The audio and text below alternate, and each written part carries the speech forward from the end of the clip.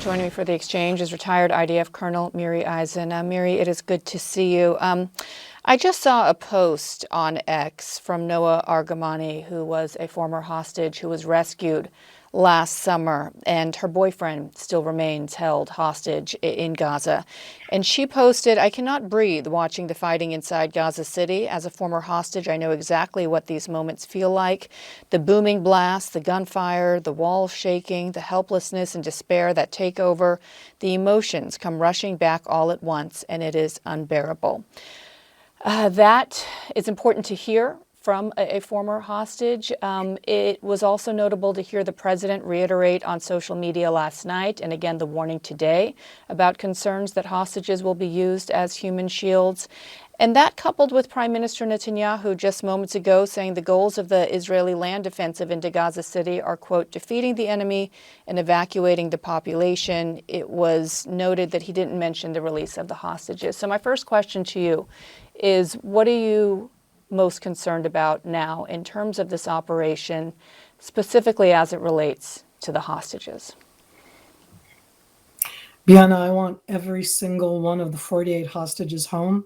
And I also want to wake up tomorrow morning and not have Hamas's terror army. I just don't want it to be there.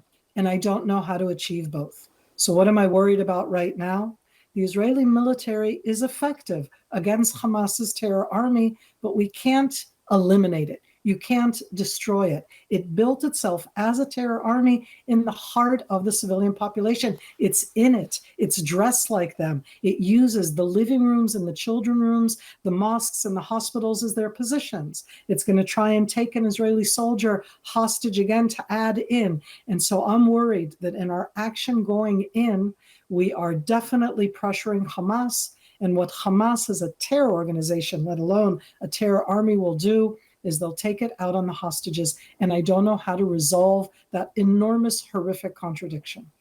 So what are your thoughts on just the overall tactical objectives of this operation now, specifically given that the disputes and the disagreements, typically behind closed doors between military brass and government officials, have now really been made public and come to light? At the end of the day, the military will do as the government then ultimately decides. But the IDF spokesperson just said that the military chief, the army chief, Eyal Zamir, has responsibility to speak truth amid his opposition to this offensive. How unusual is that? Not only is he there to speak truth, he's the top soldier. And Bianna, he chose in this operation, which is such a complex one, to be with the troops in the Gaza Strip. I don't know of a lot of chief of staffs, lieutenant generals. It's the equivalent of a 4-star general who go with their troops into the Gaza Strip in this type of offensive. Remember that inside Israel, and I think that people are aware of it, we're a people's army. We have the draft. It's not volunteer. I served, my kids served, my husband served. And in that sense, I think that what Eyal is, and I've known Eyal for many, many years in the military, is representative of every single one of us. And as you said, there's a lot of both controversy and dispute inside the Israeli public. And it goes back to what I said before. I actually want both. I need the hostages home. I need that for our soul, for our country, for our future. But I also want to try to defeat Hamas, the terror army. And that combo is one which just doesn't really go together. And in that sense, I say, nobody's asking me, but I would say right now, do what you can to get back the hostages, and afterwards we'll try to take care of Hamas. But I understand the idea that if you pressure Hamas as a terror army, then you don't allow them, the Hamas, not the Palestinians, to define what's happening day by day. Neither one of us, neither you nor me, want Hamas, a terror organization, a terror army, to be defining the rules of the game. Of course, and as we always say, the onus is on Hamas. They can release the hostages, lay down their arms, and this would be over. Sadly, that is not the reality we are facing, that Israel is facing, that the civilians in Gaza are facing. If I could get you to respond to that UN Commission report accusing Israel officially of genocide. Israel has responded by calling this fake. You heard from one of the lead authors of that report. We'll hear more from her later on CNN later. But your reaction to what this means to Israel's global standing, which has already been significantly tarnished. The support of the United States obviously is key, but I would imagine this is not a position Israel likes to find itself in, isolated from so many of its other traditional allies.